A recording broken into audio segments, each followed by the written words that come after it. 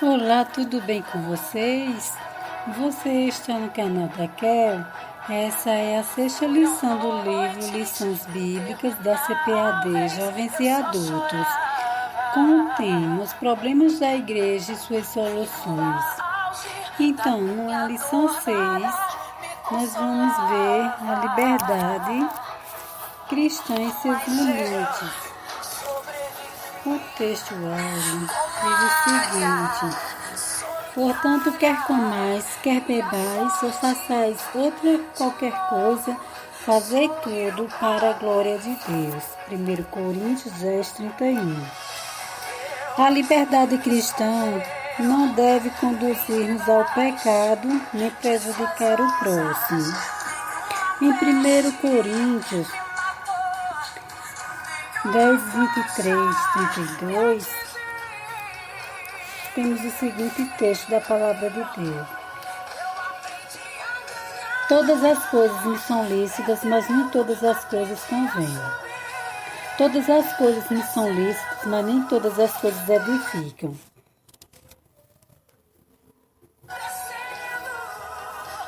Ninguém busca proveito próprio, antes cada um que é de outro. Comer de tudo quanto se vende no mercado, sem perguntar nada por causa da consciência, porque a terra é do Senhor e toda a sua plenitude. E se algum dos infiéis os convidar e quiserdes comer, comei de tudo que se puser diante de vós, sem nada perguntar por causa da consciência. Mas se alguém vos disser isto, foi oferecido em sacrifício, não comais, por causa daquele que vos advertiu e por causa da consciência, porque a terra é do Senhor e toda a sua plenitude. Digo, porém, a consciência não a tua, mas a do outro, pois porque há de a minha liberdade ser julgada pela consciência de outra. E se eu com graças participo, porque sou blasfemo, não naquilo, porque dou graças.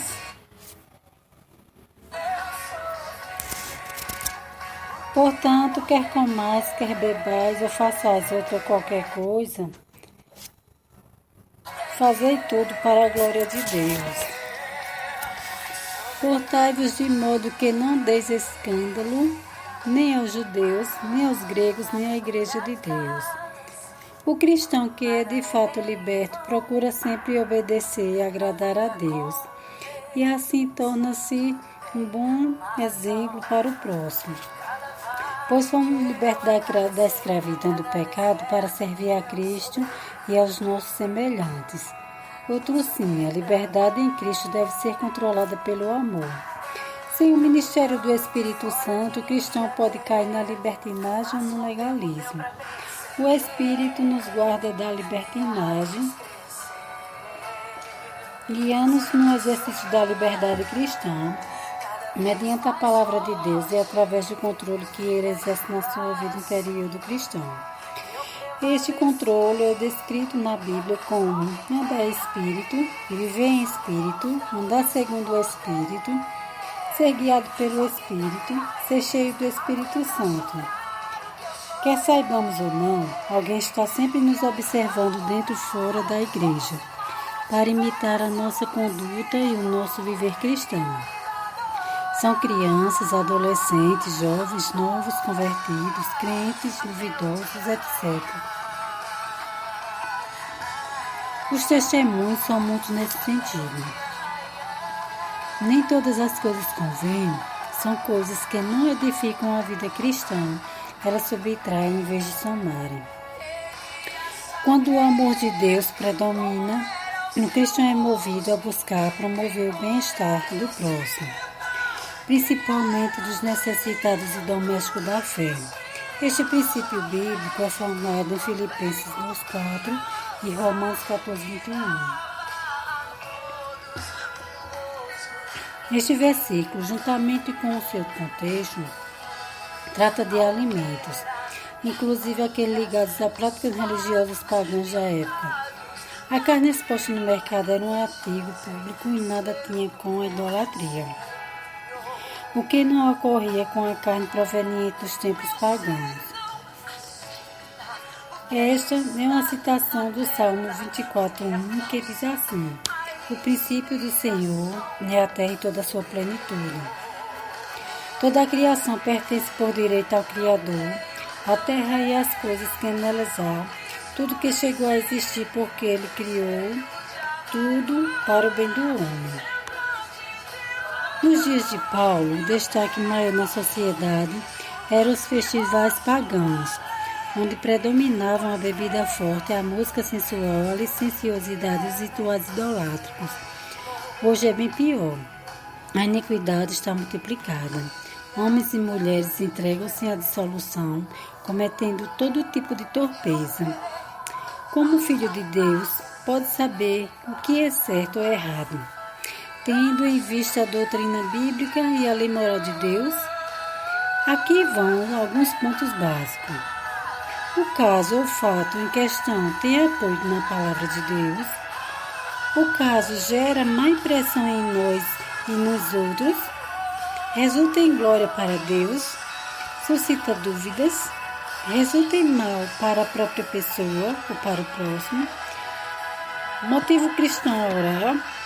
O cristianismo não veio fazer do cristão um misantropo ou eremita, contanto que o nome do Senhor não seja vituperado, pois o próprio Cristo aceitou convites para eventos sociais em casas particulares.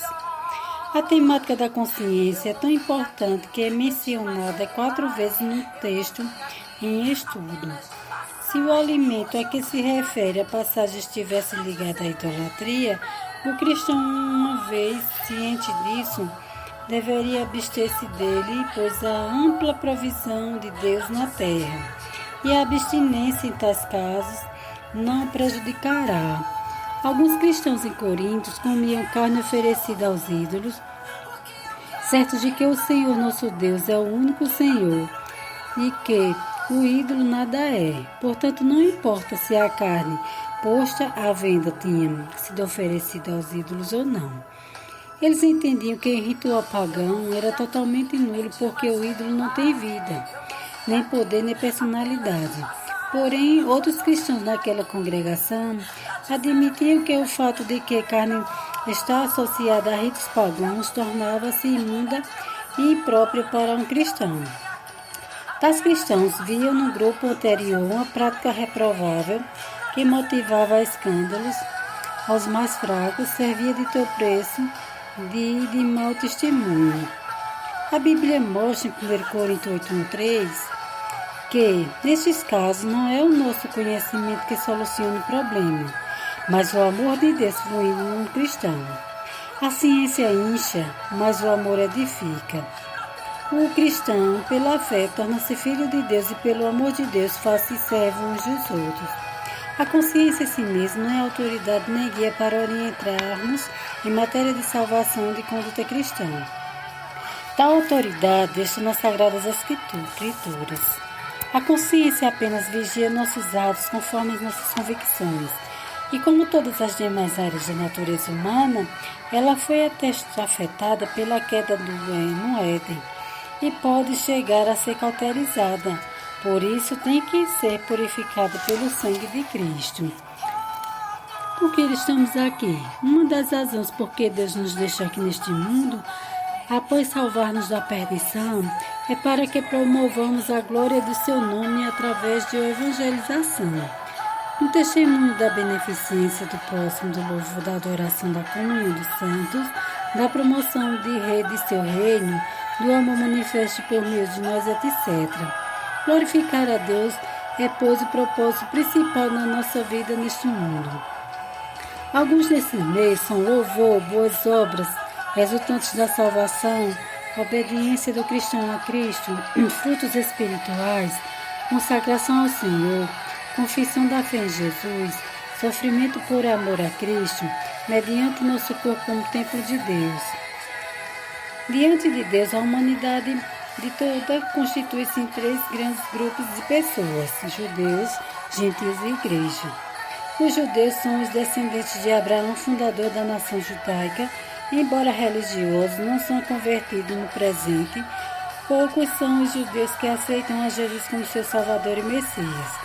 Os gentios são todos os nãos descendentes de Abraão, adotam falsas religiões, adoram falsos deuses.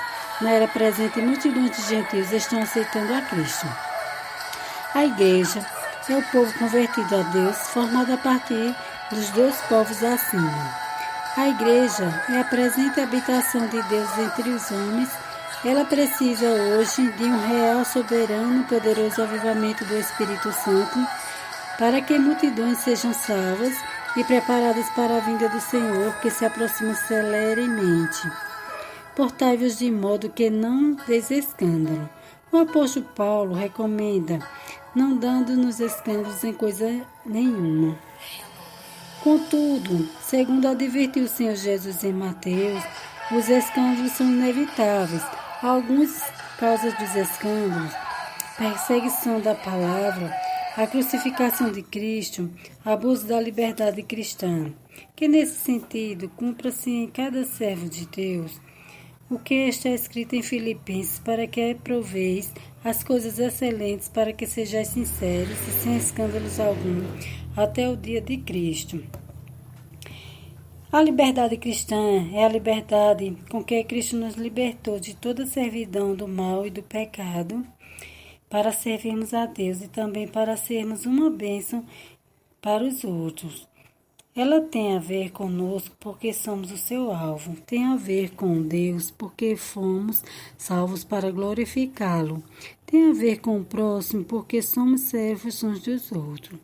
Que Deus possa estar colocando em sua vida esta palavra, que você medite e que você tire um exemplo de Deus para a sua vida hoje. Que Deus lhe abençoe e lhe proteja, querido ouvinte.